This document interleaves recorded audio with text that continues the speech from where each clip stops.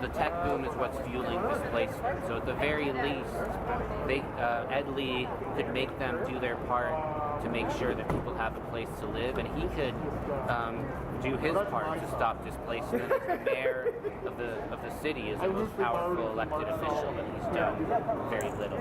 I know, because I understand there was 2 single-room occupancy hotels that were emptied out on 9th and Mission because of Twitter moving in. They bought the buildings and they booted everybody out of the building. There was a demonstration this morning. I couldn't make it. It was at 8:30 a.m. down in Los Altos at the bank, where where the people from the hotel had organized themselves to go to this guy's place of business, right? So that's just what I know, and I wasn't able to get out there. I was only what I was able to glean off of KTVU, right? But that's what I know. And then I saw the post by Chris on my Facebook, and he said come out, and I said, well, here I am. Yeah. And because we're actually formulating a global strategy to deal with this, because this is not something that we can fight on a local level, right? We have to do it globally. So. That's right. At the end of the day, we do have to do it globally, but there's still plenty of things we can call on. Yeah. Well, what would you suggest? If somebody's just watching this live stream for the first time and they don't really know what's going on, what would you suggest what they would do? For one thing, our elected officials can make these tech companies pay their taxes. He can make sure he funds lots of on-site affordable housing, not let these developers get away with murder. He can make sure we strengthen rent control in this town, put pressure on the state to repeal the Ellis Act in Costa Hawkins, or at least carve out exceptions here like tenant groups are working to do. We can rein in speculators, make them register so we all know who they are with the city, and stop homeowner foreclosure and related evictions, as well as tenant evictions. Okay, and I do know one way you can get to Ed Lee directly. It's at Mayor Ed Lee. That's his Twitter handle.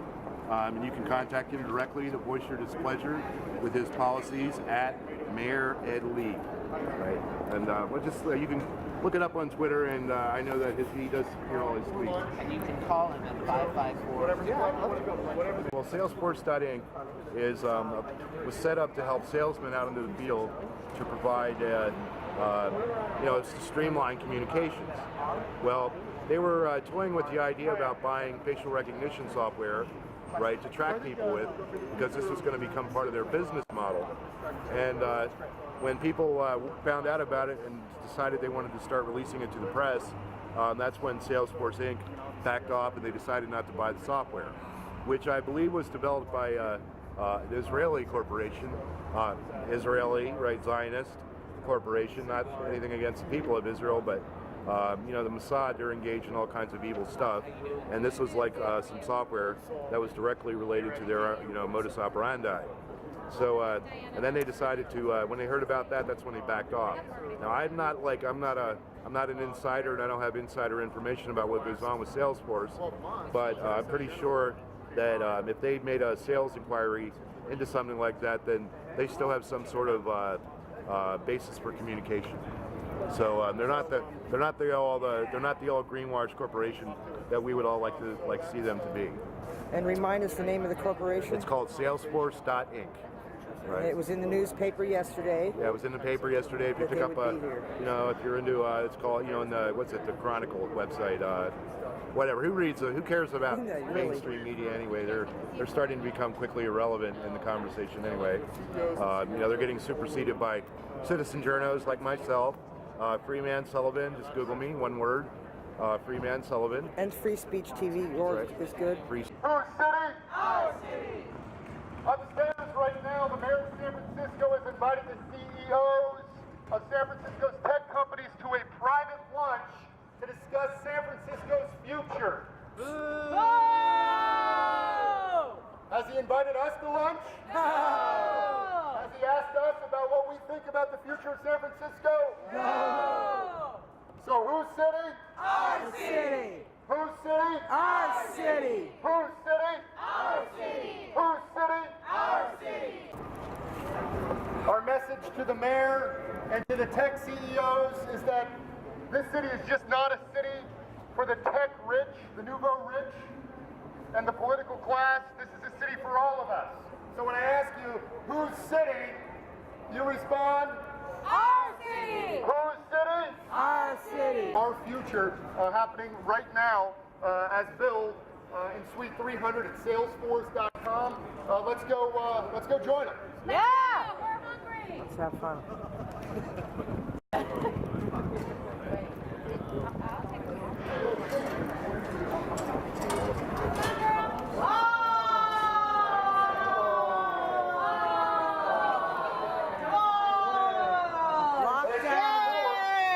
Locked out.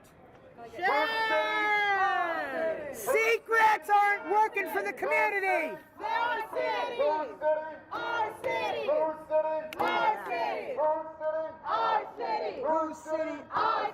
Whose city? Our city. Whose city? Our city. Whose city? Our city. Whose city? Our city. Our Whose city? city? Our city? Whose city? Our city? Whose city? Our city? Whose city? Our city? Whose city? Our city? Whose city? Our city? Whose city? Our city? Whose city? Our city? Whose city? Our city? Whose city? Our city? Whose city? Our Whose city? city? Our city? What's the matter? What you got to hide? Our city? Whose city? Our city? Whose city? Our city? Whose city? Our city? Whose city?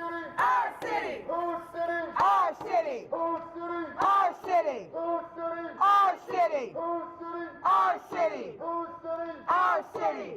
Should we try some different doors? Let's do it. Let us in. No, let's just ask them. Let us in. Let us in. What have you got to hide? We're not locked out of a public space. Come on, guys. Let us in. Let us in. Let us in. Let us in. Let us in. Open the door. Open the door. Open the door. Open the door. Open the door. Let us in. Let us in. Open the door. Open the door. Open the door. Open the door. Let us in. Let us in. Let us in. Let us in. Open the door. Open the door.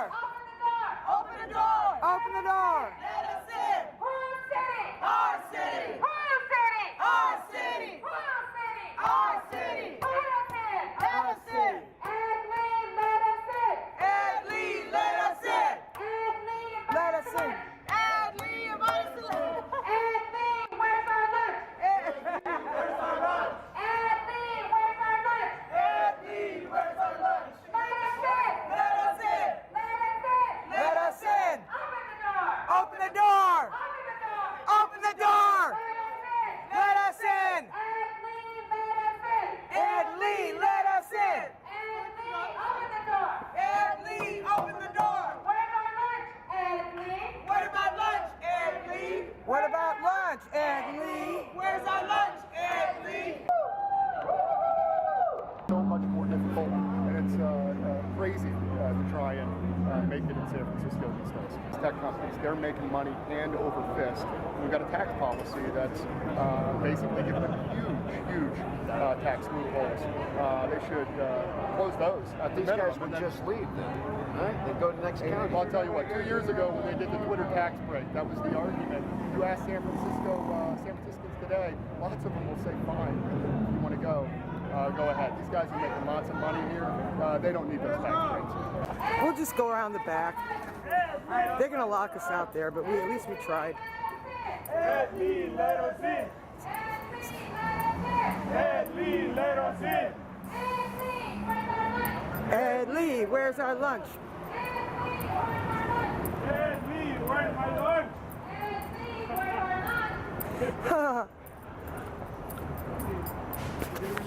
Yeah, they know. I see people coming getting me.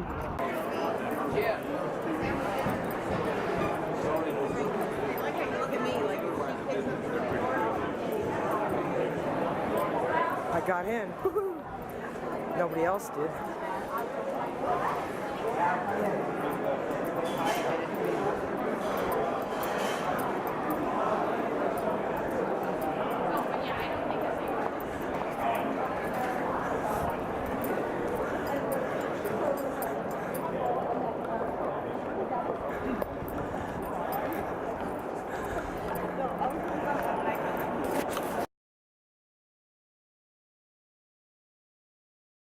cops are keeping the people out of here.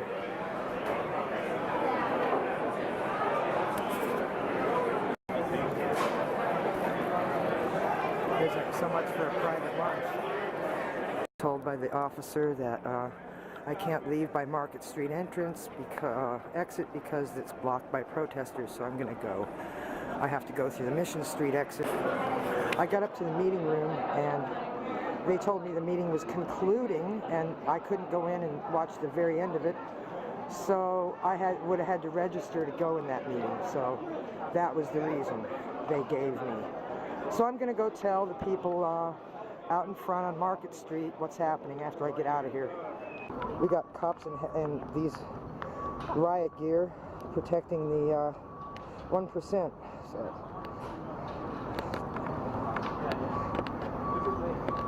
they don't want any public participation. The mayor's close relationship with the tech influx was triggering howls of protest. Whose city? Our city! Whose city? Our city! Protesters were upset with the mayor's meeting with tech titans today to talk about the future of the city. The message of the mayor is, hey, why don't you talk to the rest of San Francisco about the future of the city? The rising cost of living in the city, coupled with skyrocketing rents, fueled in part by the influx of the estimated 1,900 well-paying tech companies, recently had protesters targeting tech workers by blocking the buses that take them to their jobs in Silicon Valley. The issue is more than just rents. They live in their own tech bubble. They talk to each other. And there's a certain arrogance that's been demonstrated. And it's really always tempting to point at this group or that group and say they're to blame for our housing woes. And the fact is, we've made our bed in San Francisco by not producing enough housing. A housing problem that Supervisor Weiner says runs much deeper than this latest boom. Our population has grown by about 75,000 in the last decade.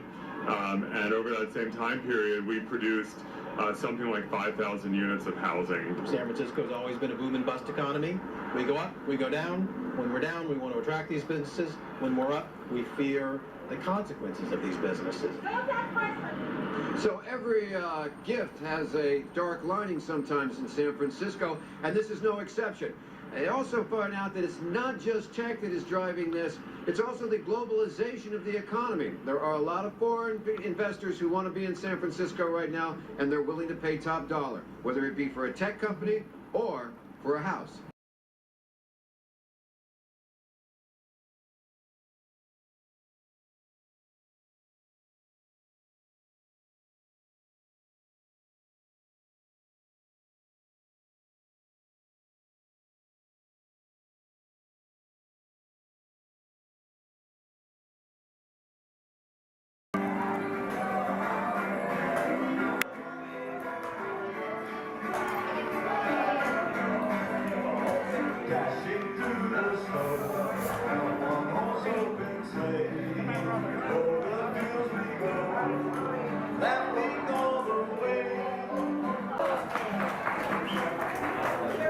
Welcome everybody. Lots of everybody. Oh, geez. Grab this table, you guys.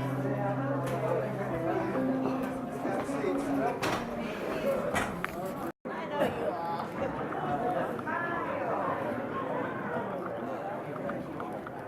And just that friendliness breaks the spell of isolation and breaks the spell of community dismantlement. And I know tonight is, I believe, the first night of Kwanzaa. Legalize! I'm sorry, I'm deaf. I used to play drums. I can't hear you guys. What are we going to do in 2014? Legalize! All right, I'm glad we're all on the same page. So, how many people, is this your first Axis of Love dinner? Well, welcome. I'm Shona from Axis of Love SF, and a lot of San Francisco's compassionate culture donated to this dinner. I'd like to thank Greg Shep of Waterfall Wellness.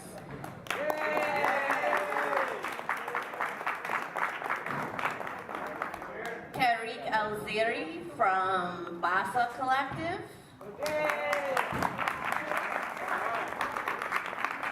and Johnny Batista from Bernal Heights. Hey, Joey. Can you hold So, Can you hold this? we've got Sundays, we've got ham, we've got, you know, everything that we need to share the love with everybody today. And there's a lot going on. And I just want to take a moment to tell you how grateful I am, because I've been talking to patient advocates in other cities this last week. And I said, hey, what are you doing? I'm preparing for our party. Can you hold this? Are you guys having a party? No. Are you guys having a party? No. Are you guys having a party? No. You know what's happening in Los Angeles?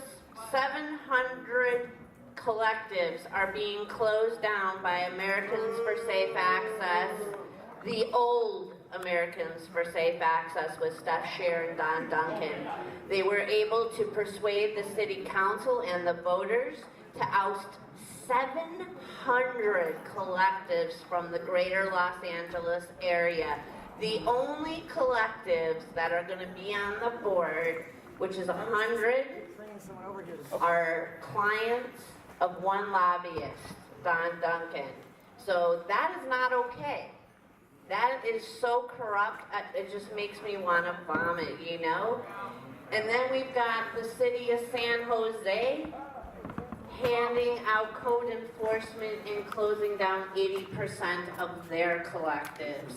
So when I say I am so grateful to be able to continue patient services, I really mean it, because I'm talking to friends today who are crying and packing up their stuff, and you know, we're really lucky here in San Francisco, and we got to keep ourselves lucky, and we're one of the only cities that still has cannabis culture, not just corporate cannabis, right? Because this is cannabis culture.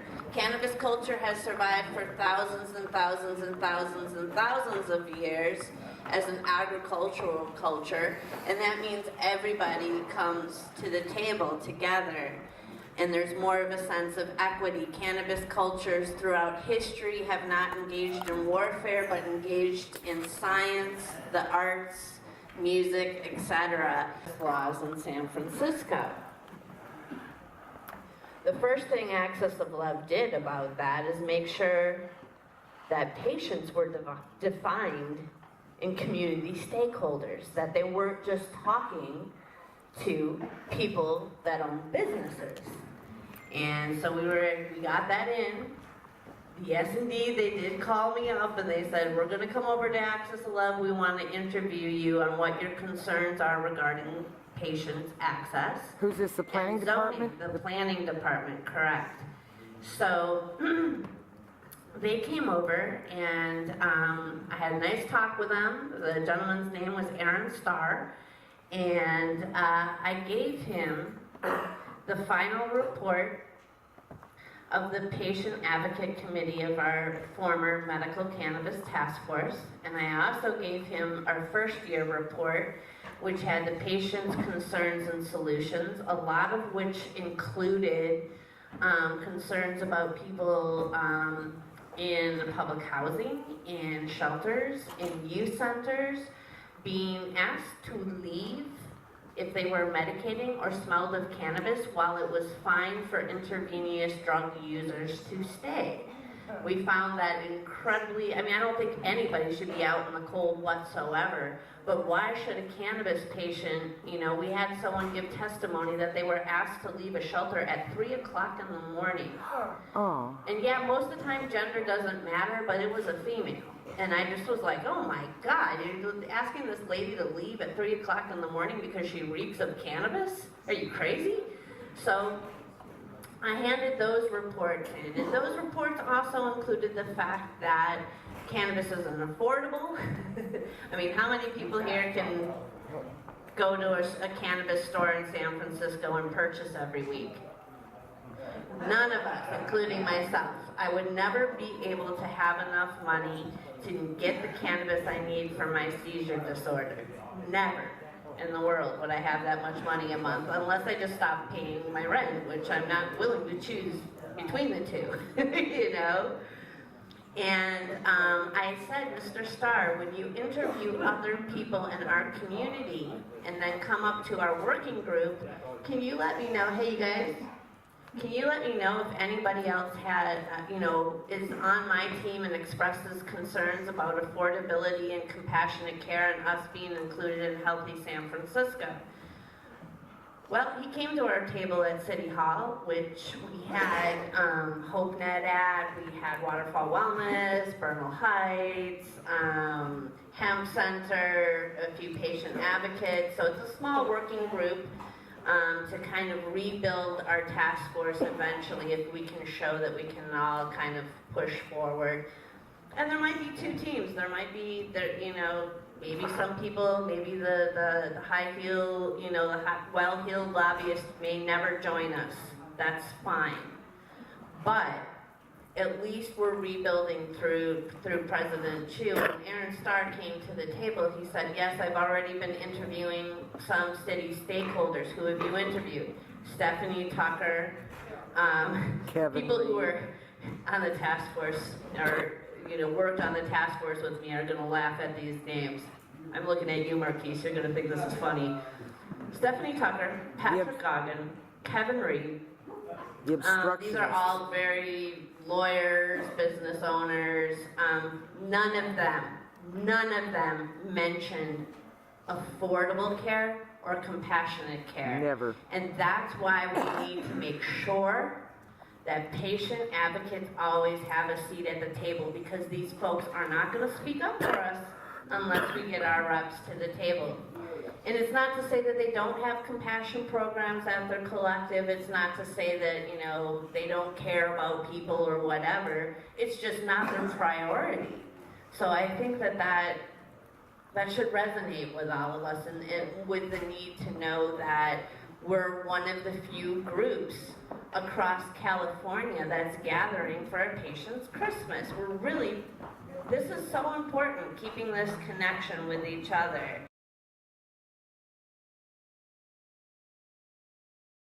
On the 13th of this month, we had another 2014 ballot initiative filed, which is awesome. And this is the Save Cannabis ballot initiative that was created open source and had over 1,000 different advocates, including myself, putting language in. There is language in there regarding compassionate care, which is a first. Compassionate care meaning providers that help low-income and no-income and veterans and the elderly access their medicine. And today we were hit with sort of publicity grab from the 2016 crowd. So I'd like to kind of, put it out there that for humanitarian concerns, waiting for 2016. Okay, so CPS has your child, wait till 2016. You're sitting in jail, oh well, too bad. The lobbyists want to make more money through the next 2 years, kind of sorting through how they want to approach legalization when we have two fantastic ballot measures. And I really encourage people to get out there and start screaming no on 16 and yes on 14. It's really ridiculous. I'm appalled by people thinking that the lobbyists should decide how we move ahead and not the people. Well, won't the ballot initiative actually override whatever comes out of the assembly?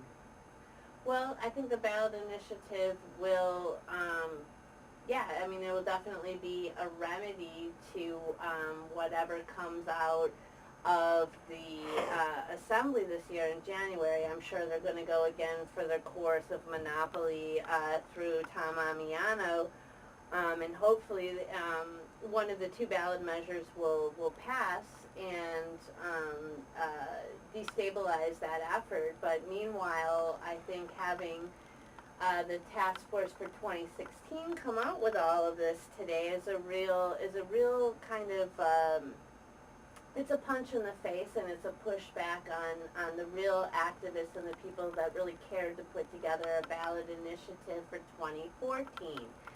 And while they may not be upfront about really the lobbyists lobbying against the will of the voters and the patients and the providers of California to get this done in 2014, you know, it's kind of a pushback on our own people, you know, in that sense. And Gavin Newsom was just, you know, recently decided to be for legalization. Many years he spent saying that he was only for medical cannabis, and I'm glad his tune has changed. Lobbyists, you know, have money and ways of making that happen, and that's great that they made that happen. But 2014 is the right choice for civil rights.